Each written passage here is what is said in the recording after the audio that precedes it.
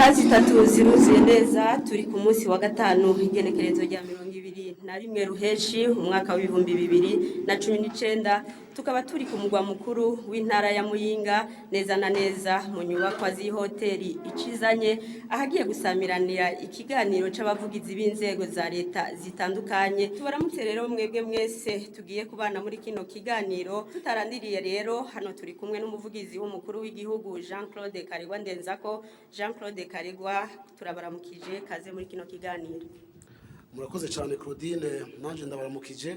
Turahaye ikaze kandi n'abandi bavugizi b'inzego zitandukanye za leta bitavye kino kiganiro, abanyacubahiro bari hano duhereye ku mushikiranganje yajeje kumenyesha makuru eka n'abamenyesha makuru bagenzi bacu umwe wese mwiteka Imana yamuhaye tubahaye ikaze. Imbere rero yo kwinjira mu idonido rya kino kiganiro reka dusabe umuvugizi w'umukuru w'igihugu Jean-Claude Karigwa adushikirize indamutso ya Sebarundi. Urakoze kandi Claudine, ku izina ry'abatunganyije iki kiganiro reka tubanze dushimire Imana mushobora byose ariyo yatumye dushobora gushika ngaha no gutunganya ikiganiro. Turamutse kandi abariko baradukurikira twongere dushimire bose bitanze batiziganya kugira ngo ikiganiro gishike kuri intambwe gishitseko, aho mvuga mwebwe muri ngaha n'abandi bose batari ngaha. Nyine cyo mukuru w'igihugu rero aradufitiye ubutumwa ati muri iki gihe kiganiro kibaye igihugu cyose kirangwamwo amahoro umutekano n'impore mu mpande zose.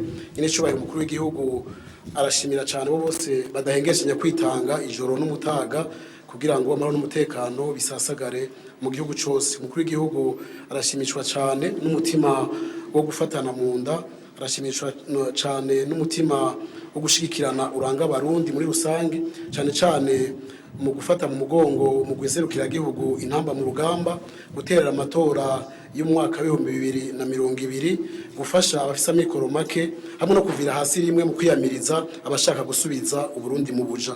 Ese barundi aboneyeho gusubira kwibutsa abarundi n'amakungu ko Burundi ari igihugu cikukiye gishira imbere iteka n'itekane by'abarundi. Araheza gasaba abarundi n'abarundi kazi kuzirikana no gukunda igihugu cabo, ubuze icyakimarira yirinde kucambika ibara no kugitukisha. Amakungu nayo ayasaba kubaha uburundi nk'uko nabwo bwubaha ibindi bihugu. Kubera ikiganiro gihuriranye n'iyimbura ry'impeshi, umukuru w'igihugu asaba abarundi kubungabunga umwimbu wabo bayifashijwemwo n'itunganywa gushasha ry'igisata c'uburimyi. Abarundi basabwe kuguma ku kivi barime kandi bavomere imirima yabo gutyo tubone kuronka umwimbu n'umusesekara.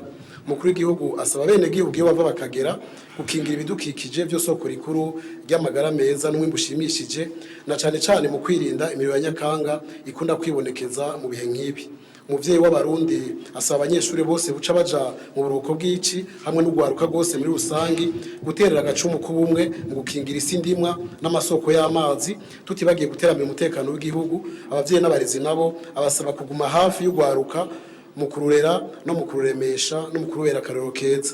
Se barundi aributsa abarundi ko igihe cyo gushira mu ngiro inyigisho zo kuzirikana igihugu cageze, na cane cane kubijanye no kubungabunga igihugu Imana yaduhaye kugira na cane cane kubijanye no kubunga mu gihugu Imana yaduhaye kugira ntituyimanuze cyangwa ngo tube babahebiyake.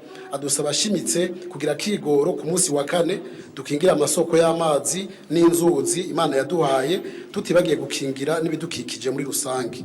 Umukuru w'igihugu arashimira kandi arakeza abarundi bamaze gusubiza iteka n'agaciro imiryango yabo, agaca asaba abatarabikora kutayifata minenegwe kuko ariyo nzira irashe yo gutsimbataza imibano no gufatana mu nda byaranga basokuru n'abanyokuru.